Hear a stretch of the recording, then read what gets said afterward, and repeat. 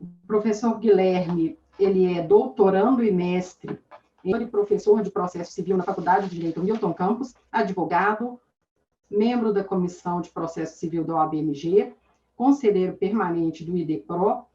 E, professor Guilherme, você vai falar sobre o tema métodos adequados, políticas públicas e pandemia. Você tem a palavra. Muito obrigado, Carolina. Boa tarde a todos. Primeiro eu vou compartilhar minha tela aqui, se vocês puderem me confirmar se está tudo certo. Pronto. Tudo certinho aí? Aparecendo para vocês? Obrigado. Então, boa tarde a todos mais uma vez. É um enorme prazer poder estar aqui, né, em uma sistemática completamente diferente do que todos nós estamos acostumados para congressos dessa grandiosidade. Me lembro do último congresso da OAB, em que tínhamos diversas, né, mais de centenas de pessoas presentes no mesmo local, mas nós temos outras grandes vantagens, que é atingir pessoas do Brasil inteiro, um público, né, louvável aí, de mais de 12 mil pessoas inscritas. É muito interessante poder fazer parte de um evento tão diferenciado. E, portanto, eu agradeço muito o convite, agradeço aqui em nome dos meus colegas da comissão, da OAB, Bernardo Câmara, Fernanda, Guilherme Lage, meu xará, e pela possibilidade de poder estar conversando sobre um tema que me é muito caro, me é muito interessante analisar dentro da perspectiva de quem gosta de estudar processo, né? Porque métodos adequados de solução de conflitos abrange tudo. Eu costumo dizer que o processo também tem que ser um método adequado, a gente não pode fazer uma diferenciação, a gente não pode mudar, dizer que o processo ele é uma coisa completamente diferente da conciliação, da mediação, da arbitragem, tem suas diferenças, mas todos têm que se adequar aos problemas. Como muito bem colocado pela professora Fernanda, que eu também agora cumprimento, minha colega aqui do painel, excelente explanação, o processo, inclusive, também tem que se adequar a todas essas questões de acessibilidade, né, de uso da tecnologia, para que ele possa se adequar aos novos tempos. Né? E essa adequação do processo, até para garantir o acesso à justiça, é algo aí que a gente já vem estudando e possivelmente sempre continuará estudando, porque os conflitos mudam, as situações em que as pessoas estão se alteram e as próprias tecnologias, né, as histórias de vida da sociedade como um todo, e aí marcada pela atual situação da pandemia, que foi o recorte que eu decidi trazer para vocês. Porque todos sabem que a pandemia vai afetar o Poder Judiciário, está afetando já desde o início, né, e continuará a afetar. Mas exatamente até que ponto nós devemos ir para modificar o que nós já temos, até que ponto essa pandemia poderá afetar toda a sistemática que a gente já possui. Então, trabalhando essa ideia, né, de tentar enxergar um pouquinho da ideia da pandemia como um evento social que alcança toda a população, é muito importante que a gente trabalhe também como isso vai afetar a resolução de conflitos gerados pela própria pandemia. É um tema por si só polêmico falar de pandemia, ainda mais quando a gente junta com as políticas públicas que são exercidas. Então, quando a gente trata da questão envolvendo os métodos, a política pública e a pandemia, nós precisamos trazer aí um primeiro panorama sobre a judicialização da saúde. Por quê? Né? É muito interessante a gente perceber como alguns temas para a sociedade eles são tratados por todos os poderes. Né? Todos os poderes eles acabam sendo interdependentes na formulação dessas políticas públicas. Então, ontem, por exemplo, nós tivemos aí a eleição e a escolha dos nossos candidatos provavelmente influenciará de uma maneira muito determinante a escolha das políticas públicas para a pandemia durante o ano de 2021. Nós temos vários desafios por aí. Mas a história da judicialização da saúde, então, ela não vem de hoje. Ela é aí baseada numa ideia de um direito social. Os direitos sociais, em geral, eles têm sido muito trabalhados, principalmente depois do advento da Constituição de 1988. Na década de 90, então, nós tínhamos aí muitas normas programáticas, muitas normas que ainda estavam sendo efetivadas, a consolidação daquilo que a Constituição nos traz. Nesse caminho, a partir, então, dos anos 2000, do advento aí de um judiciário mais forte, com uma estrutura muito mais solidificada, já anos depois da Constituição de 88, a saúde começou a ser um problema do Poder Judiciário. Não só questões individuais que sempre vão aparecer, mas a política pública como um todo. Por quê? Nós demandamos uma elaboração, seja pelo Executivo, seja pelo Legislativo, uma aprovação dessa política pública, normalmente feita aí pelo Legislativo, que demanda um processo específico, e a implementação, que é mais voltada para o Poder Executivo. Tudo isso pode ser verificado posteriormente pelo Poder Judiciário. E aí, ao trazer essa saúde para dentro de uma complexidade de implementação dessas políticas públicas, são diversas as questões que estão atreladas, ainda mais em uma sociedade com tanta dificuldade de diálogo sobre questões sociais. Questões sociais aqui em amplo sentido. Se a gente pega a palavra política, política muitas vezes é vista como algo negativo, como um repúdio. Nós podemos ver aí a partir das eleições que muita gente quer candidato que se afaste da ideia de política, o que é algo muito estranho. Ou pelo menos nós temos aí uma polarização excessiva. Não vamos entrar aqui no mérito, quem está certo e quem está errado. Às vezes os dois estão errados. Essa polarização apenas dificulta a existência de uma política pública sólida que permaneça durante muito tempo. Parece que é um cabo de guerra, cada um quer puxar para o seu extremo, enquanto a gente precisaria de algo que realmente alcançasse a todos. E, junto dessa ideia de política que vem sendo maltratada pela sociedade, nós temos a ideia do público. Então, a política pública, essa noção do público também é bem complicada no Brasil, sempre foi um pouco turva, um pouco complicada de se enxergar, porque isso varia muito da concepção de cada um, mas, ao mesmo tempo, nós temos um sentimento, enquanto população brasileira, que me parece que, às vezes, o público é o de ninguém, o público é aquilo que não tem dono, o público, então, eu posso fazer o que eu quiser, quando o público não me afeta. Agora, se o público alcança diretamente os meus direitos, eu cobro excessivamente a responsabilidade dos governantes, a responsabilidade externa, e não penso sobre a minha própria responsabilidade de respeito a esse público. Entendo que seria uma obrigação de um terceiro. E a saúde, ainda mais em um sistema como o brasileiro, que envolve um acesso amplo à saúde, é um fenômeno que tem sido cada vez mais tratado no Poder Judiciário. Um fenômeno, então, de judicialização da saúde em constante aceleração. E aí, para isso, eu trouxe alguns números para vocês, para que a gente possa entender como a judicialização da saúde já caminha com o Brasil, uma situação muito preocupante. Eu peguei dados aí do INSPER, esses gráficos foram feitos diretamente por eles. De 2009 para 2017, nós tivemos um aumento aí, de 198% dos processos de saúde, em primeira instância, alcançando 95,75 milhares de processos. É algo assustador, que na segunda instância também é um crescente bem preocupante aí, de 85%. Então, a discussão de saúde ela já existe no nosso Poder Judiciário, ela já está em constante trabalho pelos juízes, pelos membros do Ministério Público, pelos defensores públicos, pelos advogados. E aí nós precisamos, então, enxergar, partindo dessa situação de judicialização da saúde, como que no que a pandemia vai entrar? Já existe um cenário de judicialização excessiva.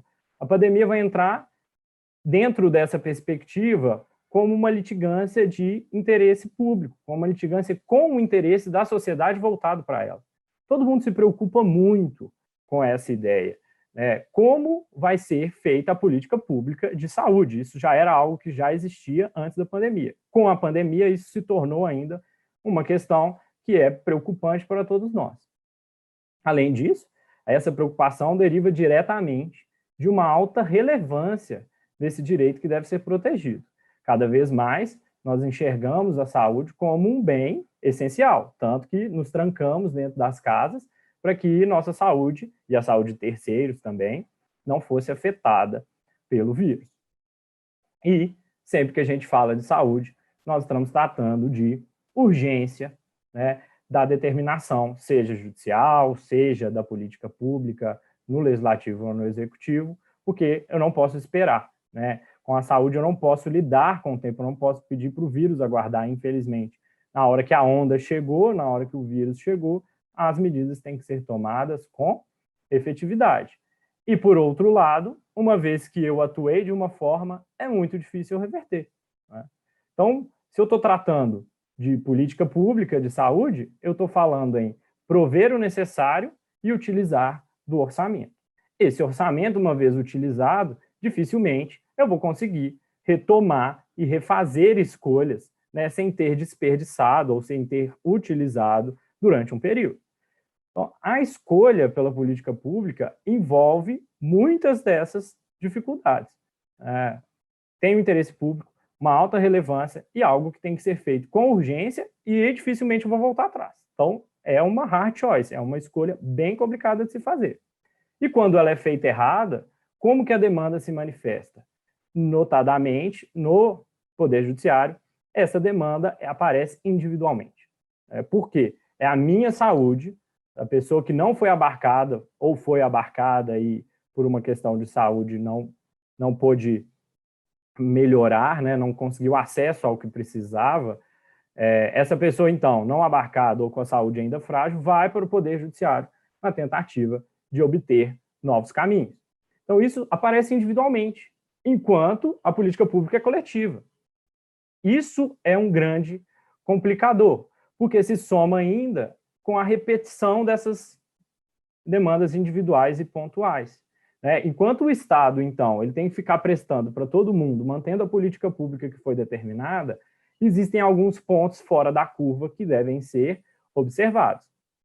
Essa observação, normalmente, ela cai no Poder Judiciário, naquele local em que eu posso ter o meu direito garantido com o exercício de poder, com o exercício, inclusive, de coerção do Estado. E aí, durante o ano de 2020, então, todo esse cenário ele foi potencializado, né? Por mais que possa parecer que a gente está aqui analisando algo que já passou, nós temos que lembrar que o Brasil ainda continua vivendo a pandemia, né, gente? Por mais que muita gente tenha flexibilizado, nós temos aí a percepção de que novas ondas estão vindo, né? Isso já tem acontecido na Europa. Podemos trabalhar com mutação dos vírus, podemos trabalhar com sequela dos infectados. Então, a situação global ela é gravíssima. Essa manifestação no Poder Judiciário ela ainda vai permanecer durante muito tempo, né? E aí, o que a gente tem hoje é pouco tempo para a gente ter uma observação do que a pandemia fez e quais as consequências que o Poder Judiciário tem que tomar, né, para adequar a sua solução, seja através do método processual, do processo civil, seja através de outras possibilidades. Então, como que está esse direito à saúde durante a pandemia? Permanece como uma litigância com interesse público e ela foi potencializada, porque eu tenho uma preocupação nacional dentro do nosso ordenamento jurídico e global dentro da perspectiva do próprio vírus, né? Preciso tomar aí medidas extremas, medidas coletivas, que trazem, inclusive, sensação de desespero, de aflição, que o mundo pode estar acabando. Tudo isso faz o interesse por essa litigância, por aquilo que está sendo discutido sobre o direito à saúde, aumentar muito. A relevância do direito por si só continua no mesmo ponto. O direito à saúde continua sendo muito relevante.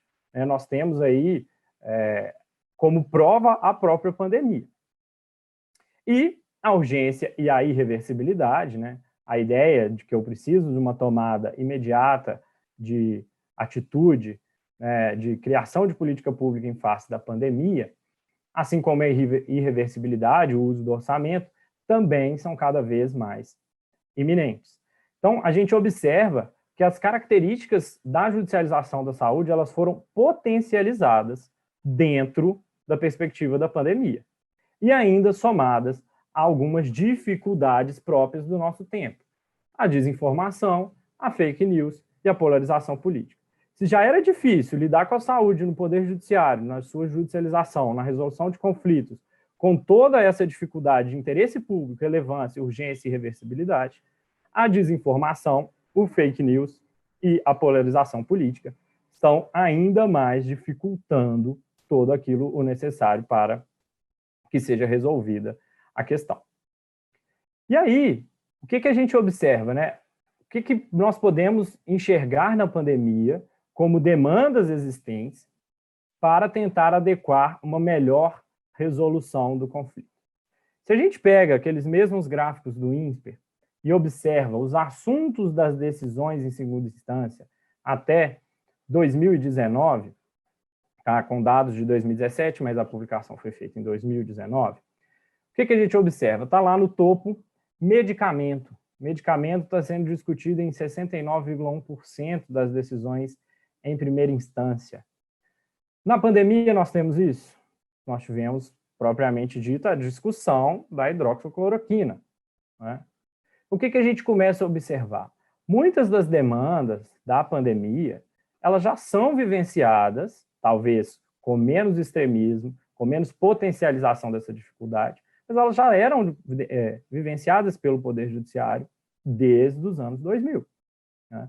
Se nós pegamos aí a discussão dos respiradores, que há meses atrás, no início da pandemia, né, quem vai comprar respirador, quem tem preferência na compra, e essas discussões serem judicializadas, estão aí próximo, né, de meios auxiliares, de itens úteis para a saúde das pessoas. Os exames, né, se profissional de saúde deve ter um acesso a um exame, de quanto em quanto tempo. Não foram poucas as associações que entraram com ações na justiça pedindo o fornecimento de exames dentro do período correto, porque o município, o hospital, o Estado não estaria fornecendo. Temos também a discussão dos leitos do coronavírus, da abertura de hospital de campanha, abre hospital de campanha, fecha hospital de campanha, né? E outros temas que podem aí também, né, entrar na questão das demandas de saúde, que é o uso dos hospitais particulares, a vacina que está por vir, e todas elas continuam chegando no Poder Judiciário de forma individual e repetitiva. O que parece, gente, é que toda a nossa experiência da judicialização da saúde não está sendo repetida quando a gente está tratando da pandemia do coronavírus. Se a gente pega, por exemplo, aquela discussão da fosfoetalonamina, que seria o remédio milagroso para cura do câncer, o que a gente vê? Houve uma grande discussão se deveria ou se não utilizado, uma corrida atrás daquele remédio, e, no fim das contas, isso foi resolvido judicialmente. O mesmo aconteceu com a hidroxicloroquina. A falta de informação, dizer aí que ela curaria o Covid ou teria uma melhor chance na cura, gerou uma procura enorme, inclusive judicialização sobre a questão. Como nós vemos, o problema continua a nascer. E aí, como que eu vou resolver esse problema, então? Entrando aí no principal, fizemos um panorama, a ideia da pandemia, como que eu resolvo esse problema? A primeira coisa, sempre para resolver qualquer problema, é ir lá na raiz dele, é procurar onde ele está nascendo. E qual que é a raiz do problema de saúde? A prestação do serviço. Nós precisamos entender se esse serviço está sendo prestado corretamente. A dificuldade é que, como a gente viu, a manifestação dos problemas aparece individualmente. Eu não consigo analisar a prestação de uma maneira coletiva, porque é uma política pública que vai muito além da noção dos autores, normalmente. Ainda que em ação coletiva, os autores têm uma representatividade que se adequa à sua posição e dificilmente vão ter a perspectiva nacional da questão. Por isso, fica complicado nós tratarmos do problema como um todo. O que cabe, então, para a solução desse conflito? Conscientizar. Nós precisamos mostrar para o coletivo, para o gestor, aquilo que está chegando como demanda individual.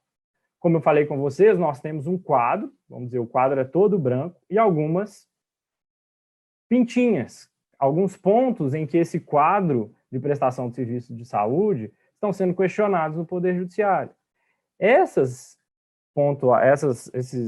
questões pontuais devem ser levadas ao gestor para que ele se conscientize e talvez, inclusive, melhore a prestação do serviço. Mas partindo, então, da manifestação individual desses pontos, como que eu vou alterar a política pública? Como que eu vou partir de uma ação individual e conseguir ter efeitos coletivos? Esse é um grande desafio da judicialização da saúde e, portanto, também potencializado desafio para a pandemia do coronavírus. Isso, gente, inclusive considerando que, na mesma pesquisa do INSPER, apenas 10% das decisões tomadas pelos magistrados são baseadas em consulta a órgãos técnicos. Então, as decisões, essas questões pontuais, elas são resolvidas no Poder Judiciário sem nem a necessária informação técnica dos próprios órgãos que realizam a política pública. Então, nós temos mudanças da política pública individualmente, né, desequilibrando, então eu vou tirar dinheiro de um lugar, obviamente esse orçamento é limitado, o dinheiro vai sair de um lugar, vai cair individualmente para esses pontos e provavelmente dificultar o completo uso da política pública. O que a gente precisa, então? Diretrizes para entender a política pública de um lado, o gestor, a situação coletiva e uma questão individual. Uma decisão apontada, uma decisão apoiada, em evidência científica, né? Porque, ao eu fazer a política pública, aquilo tem um objetivo, aquilo quer alcançar a coletividade de uma maneira uniforme. Se eu entro com uma ação individual e aquilo altera o entendimento da política pública, aquilo tem que retirar todo o fundamento da política pública. Se eu simplesmente altero sem me pautar sobre a própria evidência científica de que a política pública seria melhor, eu estou desequilibrando todo o sistema da prestação do serviço de saúde. E aí, como que a gente adequa a essa complexidade os métodos de solução de conflitos? Nós temos que procurar um método que possa potencializar, então, essa conscientização. O coletivo de um lado, o gestor público, e o judiciário do outro, aí incluindo as partes, autores e réus, que normalmente são os entes públicos, né, os entes estatais. E como fazer isso? O diálogo é um caminho que nos permite a reflexão e a tomada dessas decisões informadas. A gente precisa trabalhar, pessoal, ao procurar um método adequado para resolver esse conflito, uma ideia de deliberação. Por que deliberação? Porque os autores são diversos. Nós temos envolvidos em uma ação de saúde o juiz, o autor, o Estado, na maioria das vezes, como réu, às vezes o MP, às vezes a Defensoria Pública, né? Os próprios advogados públicos, enquanto profissionais que vão aí adequar a participação do Estado no Poder Judiciário, e essa pluralidade de pessoas pode trazer pluralidade de informações. Às vezes, informações ainda não maduras. Então, numa ideia de democracia deliberativa, em que cada um pode colocar o seu ponto, o Estado ele se torna um. E enquanto União, Estado, município, enquanto Ministério da Saúde, enquanto hospital público, enquanto juiz que vai observar se aquilo tudo está sendo feito, a resposta pode ser única. E a resposta sendo única, eu pacifico o conflito, porque todo mundo está recebendo o mesmo tratamento de saúde. Né? E aí, isso tem acontecido em o que a gente chama de núcleos administrativos, em que essa deliberação pode partir de valores democráticos, podem aí garantir espaço de fala a todos esses atores e impedir que os problemas continuem a ser tratados individualmente. Nós precisamos, então, adequar a judicialização da saúde para uma resolução do problema que envolva a judicialização coletiva. Por mais que ela se manifeste individualmente, o problema tem que ser resolvido na raiz de forma coletiva. Eu não consigo, através de uma ou outra pessoa que esteja sendo afetada pela questão de saúde, fazer uma mudança que envolva a escolha do Poder Executivo e do Poder Legislativo, né? Como nós sabemos, né, o equilíbrio entre os poderes é algo essencial para que a nossa sociedade, o nosso Estado democrático de direito permaneça. Então, não vai ser nem favorecer sempre a política pública e nem favorecer sempre a escolha dos magistrados, uma escolha muito difícil, por sinal. É sempre baseado em urgência, sempre baseado na possibilidade da pessoa piorar o estado de saúde, vir a falecimento. Então, ao ter diálogo, ao permitir essa reflexão, ao ter decisão informada, os juízes estarão melhor informados mesmo, melhor capacitados para influir ou não na política pública que foi tomada. E aí, isso não se aplica só nos métodos extrajudiciais, né? O diálogo, e aí eu gostei muito da fala da professora Fernanda, em que ela fala de como a acessibilidade tem que abrir para o contraditório. Esse diálogo no processo ele pode ser garantido pelo contraditório, né? Então, os processos de saúde também tem que se adequar. A gente não tem que preocupar só com esses núcleos administrativos, onde nós vamos, eventualmente, conseguir colocar membros do Ministério Público, membros do Poder Judiciário, membros dos tribunais, no caso, membros do Executivo, membros do Legislativo, para conversar sobre essa política pública e impedir que novas ações individuais aconteçam. Eu preciso ter também cuidado com a própria discussão dentro do processo. E como que eu faço isso? Eu procuro o preparo dos profissionais, então eu vou ter aí advogados públicos, defensores públicos e magistrados que podem ser treinados, né? Que podem receber essa informação e podem ter um contato centralizado com esses órgãos técnicos. É muito importante, então, ter um planejamento estratégico, gente. Inclusive, o CNJ tem um Observatório da Saúde que é muito interessante para isso, tá? E poderia, por exemplo, talvez agora a situação esteja ficando mais clara de como o coronavírus impacta o Poder Judiciário, mas pode, por exemplo, apresentar cursos, né? Fazer aí discussões, fóruns em que se converse sobre como essa judicialização da saúde potencializada pela pandemia pode ser melhor resolvida, né? Outro caminho que é muito interessante, já existe em diversos estados, é estabelecer varas de competência exclusiva, né? Então, ao ter essa competência exclusiva para a demanda de saúde, você centraliza, você tem uma visão melhor daquilo que está sendo discutido envolvendo direito à saúde naquela localidade. E com a facilidade do processo eletrônico, você pode, inclusive, tornar algumas varas digitais, pode ser algo que aconteça no futuro, que abranja mais de uma comarca, que abranja toda uma região e tenha essa visão coletiva do problema, possa conversar coletivamente nesses núcleos administrativos e adequar a política pública àquilo que está chegando ao Poder Judiciário. Indo, inclusive, no caminho do que a professora Fernanda também trouxe para a gente, a plataforma online facilita também a troca de informações e o diálogo sobre a pandemia para tratar os problemas judiciais de maneira adequada. O CNJ afirmou que que está em elaboração uma plataforma online para exclusivo tratamento da questão do coronavírus, tá? Caminhando para as outras discussões, né? Como que eu lido, então, com a urgência? Como que eu vou adequar o meu procedimento com a urgência? 97% das minhas decisões, gente, das minhas não, né? Das nossas decisões do Poder Judiciário são liminares. Então, isso já dificulta o que a gente conversou no slide anterior, do diálogo, da informação.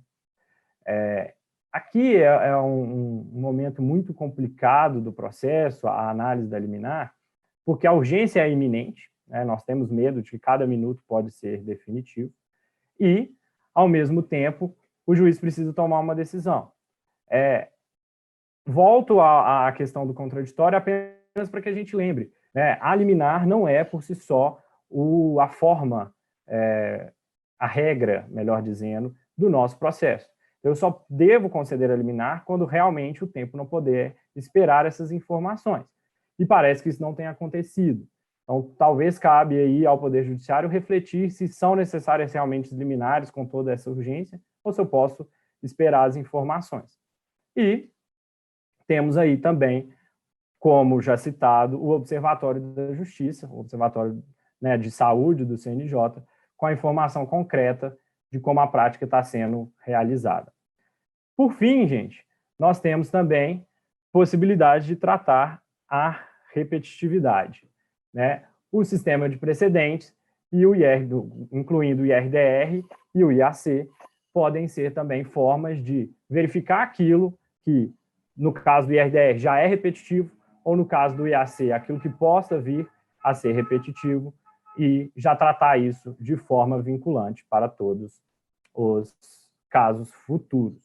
Concluindo, então, pessoal, a pandemia ela trouxe a potencialização dessa dificuldade da resolução dos conflitos de saúde e, por mais que seja algo complexo, não é muito diferente do que a gente já vivencia da judicialização, que já caminha com a gente durante 10 anos.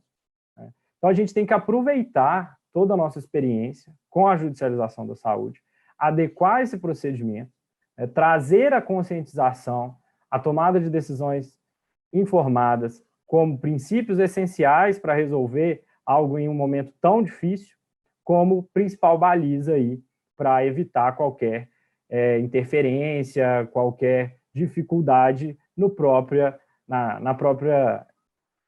dia a dia de se lidar com o vírus, com a pandemia. Então, ao meu ver, né, fóruns de deliberação, as ações coletivas, as técnicas de uniformização de entendimento garantiriam maior unicidade e previsibilidade. Agradeço muito aí a atenção, o espaço, ficou um pouco corrido aí no final.